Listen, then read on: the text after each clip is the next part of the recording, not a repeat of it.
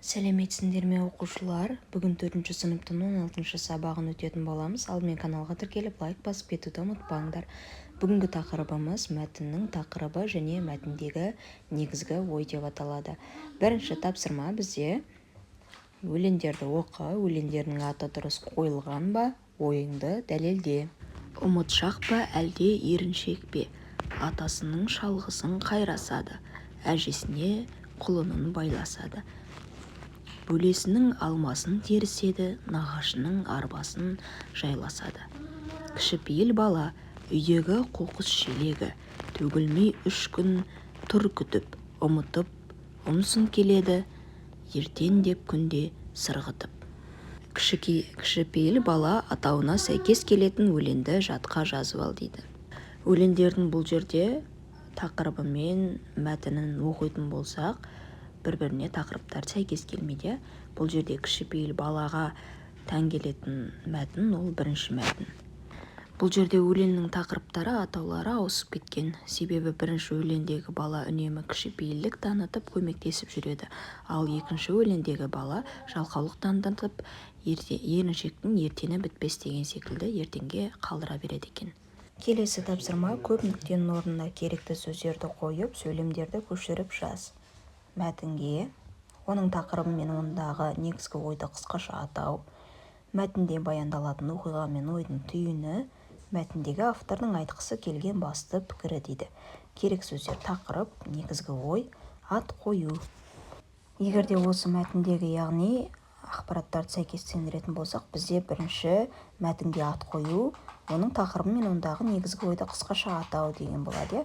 Ал екінші, үшінші жерде негізгі ой және де үшіншісі тақырып болады екен. Келесі тапсырма мәтінді рөлге бөліп оқыңдар. Рақат апай менің желінбей қалған әркім көшеге тастаған мандарды жинап фермаға апаратынымды да біледі екен. Атайға соны айтып еді, ол кісі нан қадірін білген адам ғана нағыз адам.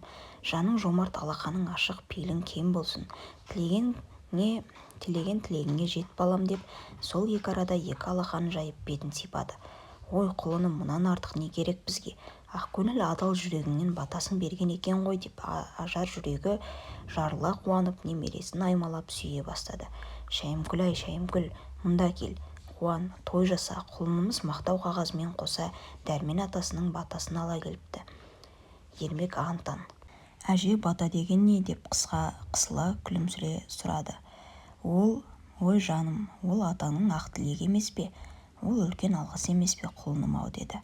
Мәтінге не туралы? Мәтін не туралы, я? Бірінші нан туралы, болмаса бата туралы. Мәтінге аттанды дейді. Бата, ермек, өнегелі бала. Яғни астында мерейсен қая тауттандар едің неліктен дейді. Менің таңдауым бата. Әңгіме бата туралы болғандықтан оған тақырыптың қысқаша атауы қойылады дейді. Сендер қалай ойлайсыңдар?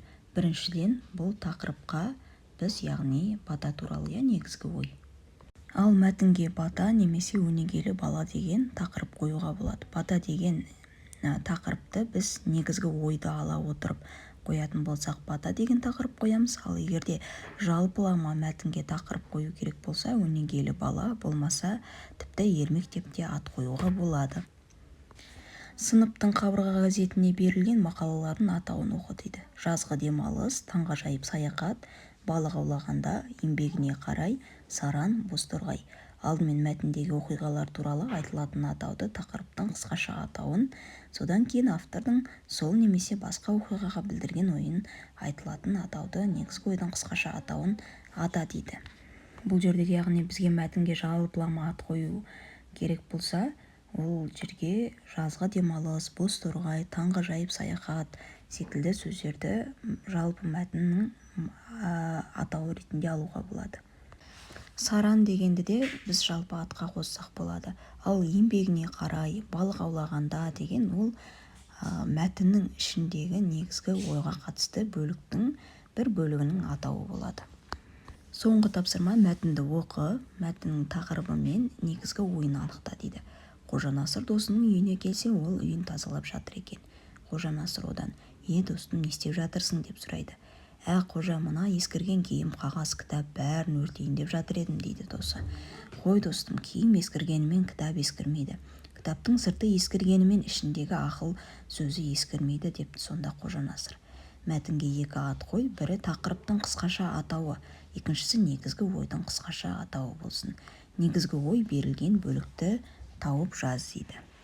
Тақырыптың қысқаша атауы деген яғни жалпылама, сол жердегі кейіпкердің болмаса кім жайлы екенін сол сияқты қысқаша атауын айтып кетеміз. Ал негізгі ой тақырыпта не нәрсе көзделді, айтылды, негізгі ой болды, сол нәрсенің ғана тақырыбын айтады екенбіз. Ендеше бұл мәтінге біз мынандай тақырыптар қойсақ болады. Киім ескіргенімен кітап ескірмейді. Бұл яғни негізгі ойдың қысқаша тақырыбы. Ал Қожанасыр және оның досы бұл тақырыптың жалпы қысқаша атауы болады екен. Ал негізгі ой көрсетілген жер бұл жерде қой достым, киім ескіргенімен кітап ескірмейді. Кітаптың сырты ескіргенімен ішіндегі ақыл сөзі ескірмейді депті сонда Қожанасыр деген бөлігі екен. Осымен бүгінгі сабағымыз аяқталды. Назарларыңа рахмет. Сау болыңдар.